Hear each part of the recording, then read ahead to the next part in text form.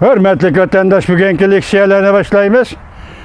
Leksiyada Sedat Hacı Washington sözleyimiz. Bugünkü İslahı 2020 yıl 8. ayının 3. günü.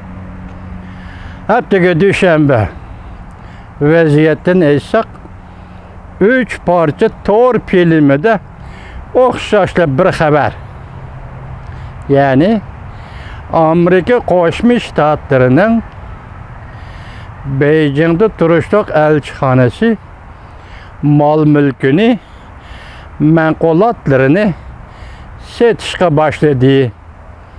Çünkü devlet yaki Amerika Qo'shma Shtatları Beijing turuşluq baş elçixanasını çekindirip çıkandı deydiğen haber.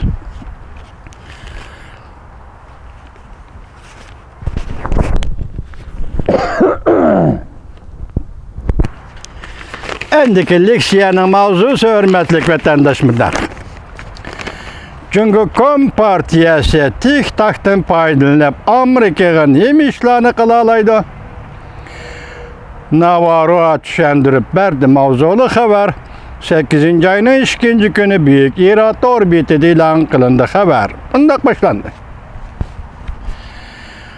Aksaray'ın məsləhətçisi Peter Navarro 8. ayının 1. günü TikTok'un xətiri doğrusu da xalqını agahlandırdı. Oxşaşlı Prezident Trump'ın bu ictimai əlaqə işletiş tərtiblərini nemi üçün çəkdəydiğallığını düşendirip verdi. Fox Haberleri televiziyasının ziyaretini kabul kılganda Aksaray'ın məsləhətçisi Peter Navarro mundaq görsətdi. Her qitim TikTok'ni işletkendisinin hüçörlerin yoşuruğun aldı, belki bir vasıta çünkü Kompartiyasının koluğu yitip bardı. Çünkü her bir taraf ve çünkü Kompartiyası tapşırıp alıdı. Ola bu ictimai alaq tertiplerden payınlayıp hüçör oğurlaydı. Sinen sade ticaret hüçörlerini oğurlaydı. Ve bu alaka tertiplerden paydalanıp çünkü Kompartiyası seni izgoglaydı, senin hareketlerine nazaret kılıdı. Peter Navarro, Aksaray'ın məsləhətçisi Peter Navarro mundaq görsətdi. Prezident Trump bu məsələni təkşirib tapdı. Devlet İşlər katib Mike Pompeo bu məsələ doğrusunu toxtaldı. Bu devlet bir xəterligi meselesi idi deyib görsətdi Aksaray'ın məsləhətçisi Peter Navarro. Aksaray'ın məsləhətçisi Peter Navarro Amerikalıqlarını agahlandırıb mındaq dedi.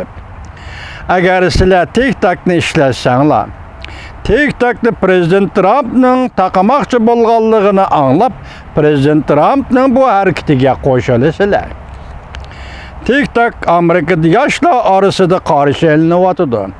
Bulup müşrikınlık virüs mezgili bunu işletiş Amerika hükümeti ve parlament əzalarda en sıraş payda kıldı. TikTok'un ana şirketini baş tabi Beijing'e caylaşkan. Amerika TikTok'dan tizgilli şahsıdı bunu işletken kişilerinin malumatları bir vasıta çünkü hükümetinin kolu yitip bardı deyip qaraydı. Prezident Trump 31. günü mundaq görsət. Bir parça memurun buyruğu imza koyup, yaki iktisat kanunu hukukunu işletip, TikTok'dan Amerika'da hareketli çəkdəydiğən boldu. Çünkü bir grup dellallarını yallap aldı. Ola bir qorçaq CEO'ni şirketki uğurlaştırdı deyip görsətdi Peter Navarro. Devlet İşlər katib Mike Pompeo oxşaş bir günde Fox Haberlerinin ziyaretini kabul kılıp mundaq görsətdi. Prezident Trump kelgüsü bir neçə gün içinde cüngünün yumuşak detallar şirketiga hareket kollunudu. Bu şirketle Amerikalık abonentlarının yani tordaşlarının uçurlarını cüngü hükümetine yollap geldi.